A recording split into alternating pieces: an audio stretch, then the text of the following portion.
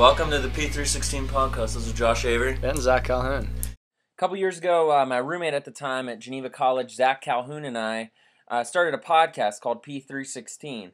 And basically, the name itself originated from just where we lived at the time. We lived in the dorm Pierce over at Geneva College, and we were in room 316. And so we said, okay, let's just call it P316, simple enough. And our core audience was just people from the dorm. We put up a couple posters in the dorm. And then around campus, I think we maybe put a few. But mostly the people in the dorm, the guys that lived in our dorm, were the ones that we did this for. And so when we started out the podcast, it was kind of, some not so serious guests, or either if it was a serious topic, it wasn't anybody famous or anybody well known. It was just, it was just some people from around the dorm that we would get together and we talk about an issue, or just joke around and have just talking about our lives kind of a thing. And so one day we said, hey, why don't we have some serious guests on?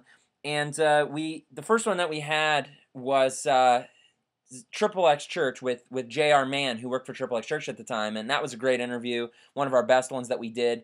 But we also had Shirley Phelps from the Westboro Baptist Church on there with us, and that was the longest podcast that we ever did. It was actually over an hour long, mostly because Shirley just likes to talk on and on and on. But if you're not familiar with Westboro, they're the people who you see on the news who protest the funerals of soldiers, and they say your dead soldier is in hell. They also say things like God hates fags. They have a lot of offensive signs. Those are their two well-known signs. But we decided, hey, we're going to have her on and do something a little different. Instead of talking over her and trying to argue our points real loudly, we just said, hey, we're going to let her talk, which is why it was over an hour. We let her say what she needed to say, and then we asked our next question or made our next statement, and had a list of things that we wanted to talk about. And anyways, throughout the conversation, I'm going to play a little bit of that interview for you guys today.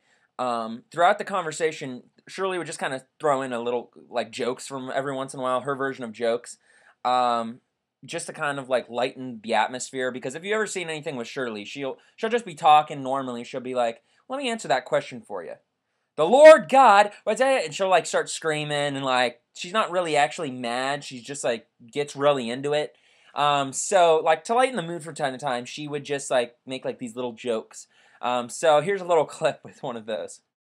I'm sure a lot of people, when you use Old Testament references, probably tell you that a lot of that is outdated and that you're probably taking things out of context. How do you respond to people when they say that? I'll tell you how I respond to that.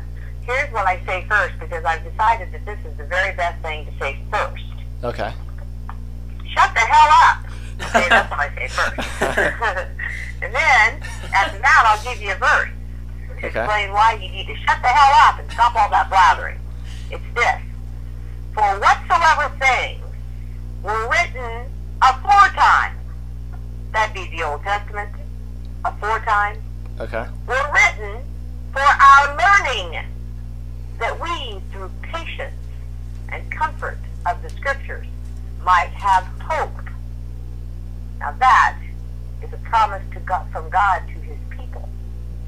You understand? As the interview went on, we started asking some more questions that we had on our list, and we really wanted it to be a different kind of an interview. We did, of course, ask some questions that were very basic, like, well, why would you,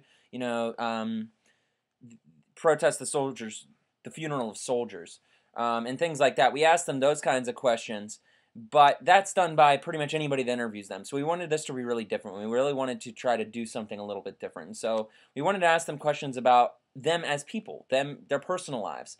And so we got to this part where I just wanted to ask him. I said, hey, obviously there's a lot of people that dislike you for obvious reasons. And, she's like, yeah, obviously. I said, here's the thing. We want to know what kind of things have happened to you because of this. And she told us this story, and we didn't really know all the specifics as of that point. So let me fill you in on some of the details. She's going to talk about this IED that was set off. If you don't know what an IED is, basically it was an improvised explosive device. It was set off in this group of homes that the Westboro people have, and this person was trying to target the church, the parsonage, but they ended up blowing up part of Shirley's house. And during the interview, we asked, well, was anybody around at the time? And she didn't hear us ask the question. She's talking about something else. But for those of you who are interested in knowing, her newborn baby at the time was next to the bomb. Thankfully, the baby survived, but somebody who hates the Phelps enough set off a bomb at Shirley's house, and it almost literally blew up an infant, a newborn. So she talks a little bit about that in this segment. I just wanted to ask, I know you guys obviously have a lot of opposition, and I was just going to ask for you to tell us about, do you guys ever have any violent opposition? Does anyone actually come against you trying to, hurt you guys or things like that? They set off an IED. Did you know they did that? I had heard about that. They sent that off at your houses? What are the details of that That's situation? Right. Yeah, what? It was an accident for it to be here. They thought the here meant the parsonage to the church because it was the largest house on the block. It didn't ever occur to the pinheads that it's the largest house on the block because we have so many children. Wow. So there was no one in there at the time? We had to build the house bigger so we could fit all these kids in here. You understand? Yeah. That's the only reason it's the largest house on the block. But the point is that they did it because we stand on these streets peacefully, holding these signs, giving these words of God. That's all we're doing. We don't have any government power. We can't make you behave. We don't want to make you behave.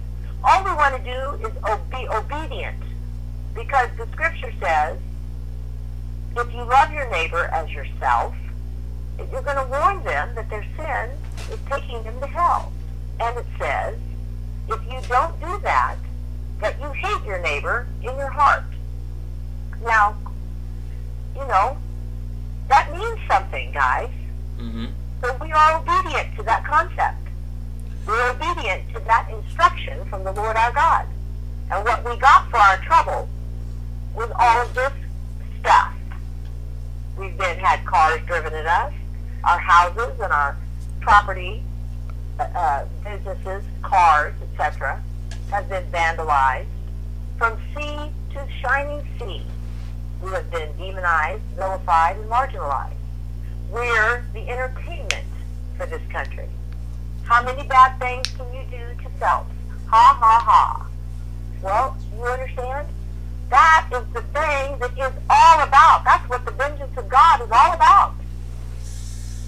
Yeah. I mean, you guys understand that there's the God is the avenger? You understand that, don't you? Oh, yeah. You understand that language that says, vengeance is mine, I will repay? Mm-hmm. See, you had to know that means something. It applies to something. Right. You certainly didn't think it was because Johnny stole your milk money. Right. No, it's directly connected to the persecution. There were a lot of other great parts of that interview. Just questions. Like I said, Shirley talked a lot. Once we asked her a question, she would talk for 5-10 minutes at a time, talking about different scriptures to back her up and different things that had happened and all these different things. One of the most interesting things that I couldn't find a good clip on because it was just so long and so many different things, but at one point, this was when Zac, my roommate, was thinking of going into the Army. And as you know, if you're familiar at all with the Westboro Church, they are very against the Army. And they think that God's against the Army. If you go into the Army, God's going to basically kill you and all that. And so I just said, hey, Shirley, what do you think about this? Talk to Zac. What do you think? He's thinking of going in the Army. Go ahead and tell him. And she was just like, why would you do that? What are you thinking? And she just didn't know what to say at first. And then, obviously, as always, she had something to say for about 10 minutes where she talked about the nation. But at the end of this, whole interview, we had this plan beforehand where we just said, you know what, we're going to tell Shirley. We've looked at all their stuff online. We've seen a lot of interviews on them. But we know at the end of the day, they're human beings. They're God's creation just like us, no matter what they're doing, no matter who they are, what they've done. They're creations of God. And they're humans just like us. And so we said, we're going to tell them, despite what they've done, we love them. So this is this clip. I've told people about this tons of times, but not a lot of people have actually heard this, the actual audio. But here it is. This is when we told Shirley that we just love her as a person. And like I said, her voice during most of the interview was up here. But when we start to talk about that, she just takes a very gentle tone. And it was just, we kind of hung up that interview just going like, what just happened? You can kind of get that as you hear this last little clip here. As we hang up, just going like, just trying to figure out everything that had just happened and realizing these are these guys who America hates, and yet that just ended so differently. But hey, we gotta wrap up, and thank you so much for coming on. I did want to let you know, a couple months ago, what led me to the interview and things like that is I looked up on YouTube, some videos, and you can find tons of videos about your church on there. But I remember, seeing a bunch of videos of you guys just protesting and things, of course, but there were some specific videos about, especially there. I remember there's this one with a British guy who came and spent a week with you. I'm sure you know who I'm talking about. I don't remember his name. Yeah, Louis Theroux. Yeah, and it was a series of videos, and I remember watching that, and after just thinking about just you guys as a people. Because so often people just look at you guys and, like you said, just hate you and things like that, and just say they hate what you're doing. But I don't really think they look at you guys and think, these people are real people with families and just real lives. Because you guys are, I know, have lawyers and things like that, business and just real people. So I want to say to you, I don't know. I know Zac doesn't fully agree with what you believe in, and I don't fully agree with everything you guys stand for. But I do want you to know that we just love you guys as people, and I want everyone listening to know that that these are real people. That there's no reason to hate them just because they believe in what they're talking about. Clearly, your zeal for the Scripture is undisputed and very real, and I do give you a lot of respect for that. And a lot of people have differing beliefs and everything, but yeah, we really do respect you as people. Well, thank you very much, and thank you for talking to me. Yeah, thank you, Shirley. Thank you for coming on this podcast. All right, then. Well, hey, thanks, guys. We'll talk to you. Day. Hey, yeah, you too. We'll talk to you later. Okay, bye-bye. Bye, Shirley. Well, that was Shirley Phelps from the Westboro Baptist Podcast. Actually, not podcast, church. What did you think, Zac?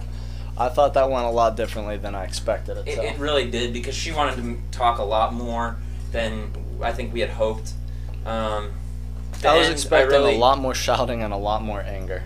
Yeah, and I really think she wasn't expecting us to say what we did at the end. She kind of quieted up and talked in a kind of more mild voice. I don't know how to say it, but I don't know.